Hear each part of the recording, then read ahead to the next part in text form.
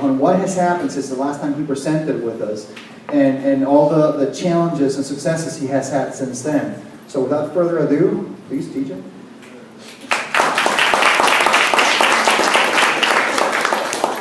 Thank you very much for that very kind introduction. I've only been referred to Jesus about 27 times in my life. Russell Brand, I get that far, far more. But my name is David Sawyer. I'm the CEO and founder of TSOLife here today with Stella Paris, my COO and partner in crime over here. How many of you have heard me talk about this company at all before? Know anything about TSOLife? I'm going to get a quick show of hands. Okay, a lot of newcomers. So we're going to start from the very beginning and go nice and slow through this one. So TSOLife is an online platform for storing your life history. We focus on digital legacy. How will you be remembered after you're gone is the question that we want to answer. And so next slide. The concept for the company started very, very simply with a grandchild that loved and adored his grandmother. She used to snowbird down to Florida all the time because we have warm weather in Disneyland. Mickey Mouse was her favorite character. And I adored my grandmother to bits. From a very young age, she was very instrumental in the raising of me. Both my parents worked, and I pretty much grew up with my grandmother. So it hit me very, very hard when she passed away 2 years ago around Thanksgiving. I was listening to many stories of her life at her funeral and realized I never got to know the woman. As I stand here before you today, I even still can't tell you how she met my grandfather, where she went to college, what she did for her first job, how she knew she was truly in love for the first time.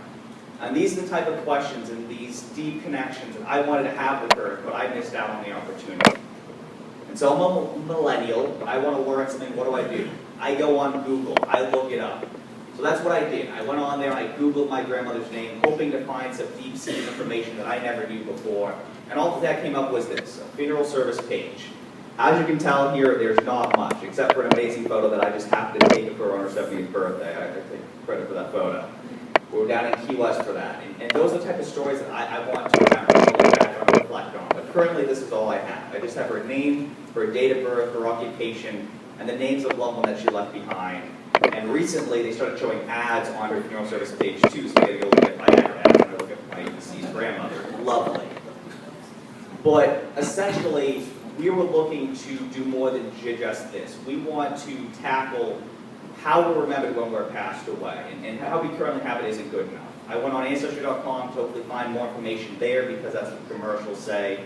Find relatives like you've never seen before, and all they had on my grandmother was her funeral service page, a link to her birth certificate, and a link to her death certificate.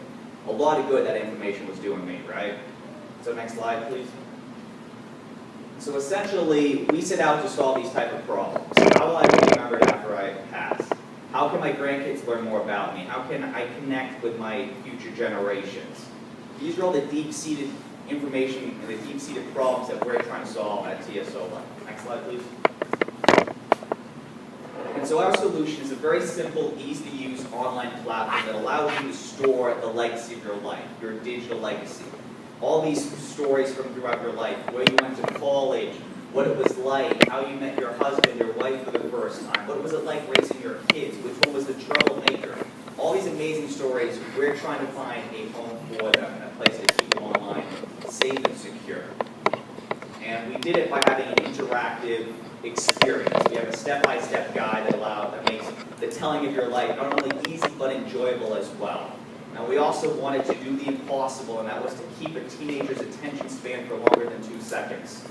Very, very difficult, I know, for anyone dealing with grandkids or kids. And the way we did that is putting in really cool features, such as an interactive Google map, having step-by-step slideshows, having voice narration and everything. Imagine hearing your grandmother tell you your favorite bedtime story, but still telling you, tell your grandchild. That's the type of deep-seated personal connection we want our users to have with the site, and that's the type of possibilities that are available through our software. Next slide, please. And so that's basically where we left off. We had this amazing concept back in May of 2015. We had V1 developed by an offshore company over in Russia, and we thought we were ready to take on the world. Boy, were we wrong. So immediately we realized that V1 wasn't nearly as good as we thought it was. And by not nearly as good as I thought it was, I mean I couldn't give it away for free.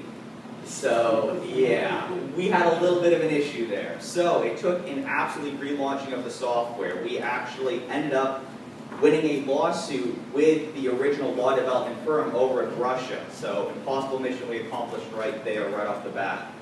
And so after that, we went back and we relaunched V2. And this time we did what I guess people are now calling the lean startup method, where you go to the customer, you get feedback before you build something. And so we worked with 20 some odd World War II veterans, and we worked with them step by step into the actual building of the second platform and making sure that it was easy and enjoyable for them to use. Because I learned my lesson about never build something no one wants. It's not a fun experience. It's even less fun trying to sell it.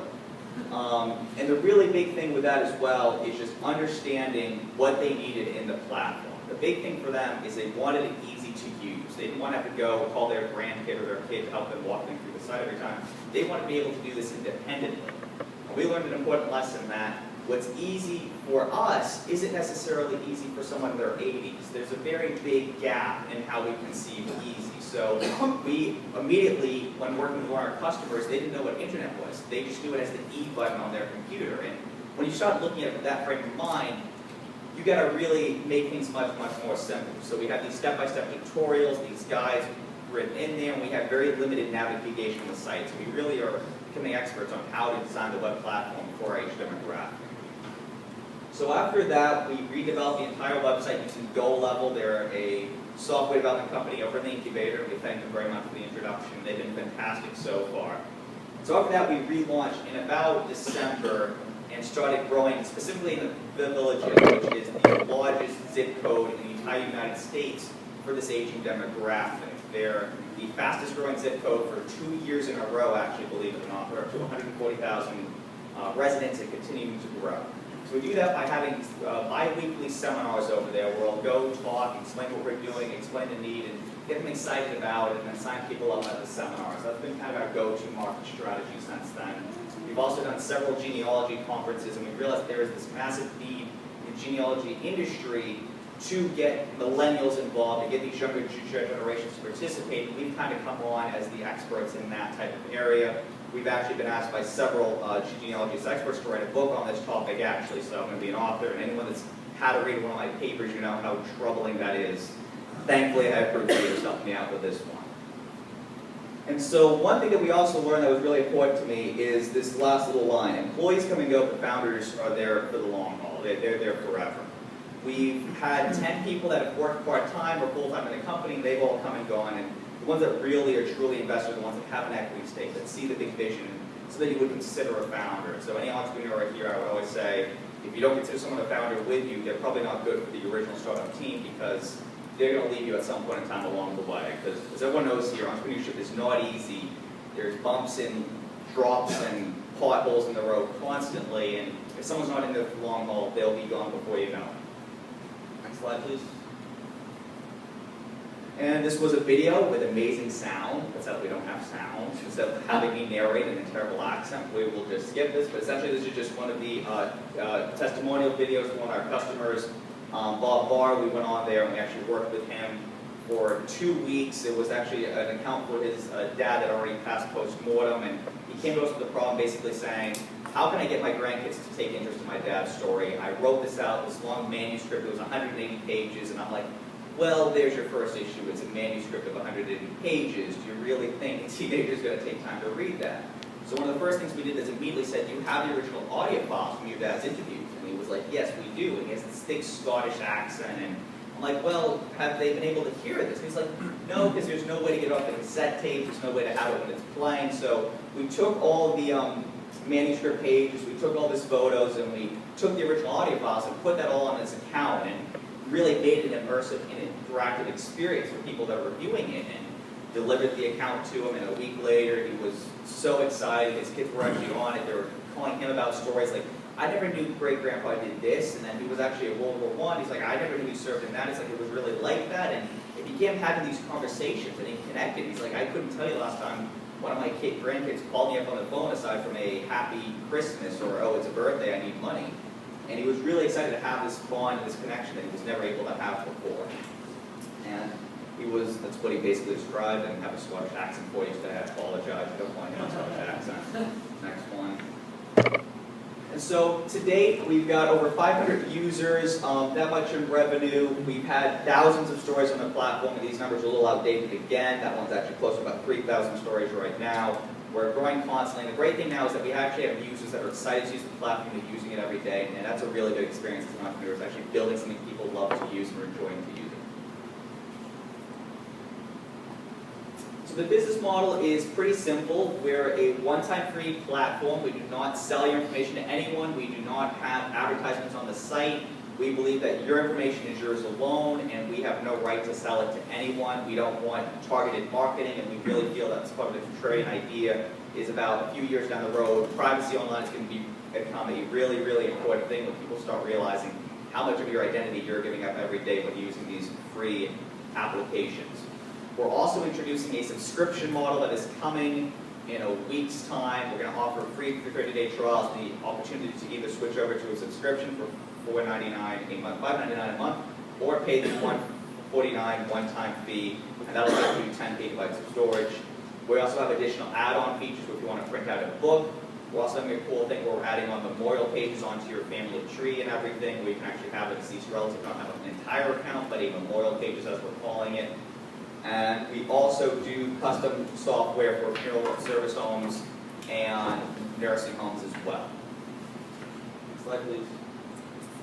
And so this is actually a brand new service that we're now offering, what we call the documentary services, where we sit down and we do basically oral history interviews. It's 3 one-hour sessions, typically over at the villages, and we interview them about their life. And we take those audio files and we go back and transcribe all of it, cut it into stories, we go back, we do the digitized documents, upload that along with it, and basically we create the account for you after just 3 one-hour interview sessions. And that's been very, very popular over in the villages specifically. And then a new thing that we're recently doing as well is the documentary services, where we will come with a film crew and actually tape one of the interviews and put together a documentary. The very first client we had on this was Max Cleland. He was the head of the veterans, the VA. He was a senator for Georgia. He was on the 9/11 Commission. This guy did a lot with his life. He was a Vietnam War hero, lost 3 limbs in the line of duty, and it was the very first one. And this documentary is actually currently in the Library of Congress. Pretty cool to say. And we can actually play it 30 seconds, again, no sound, but just to get a sense of the feel and the quality of it. And it's going, it's talking, and this isn't talking. I think it was only 30 seconds, so I won't have to stall for too long here. But it was really cool keeping this history and capturing it and allowing people to have this type of service done like never before.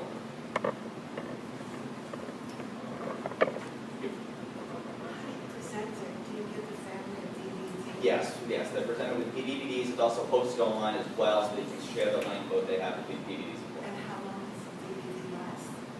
The DVD, I would imagine, as long as you don't break it, it's good to go. There's no expiration date specifically on the DVD, and the stuff is posted online forever. Yep.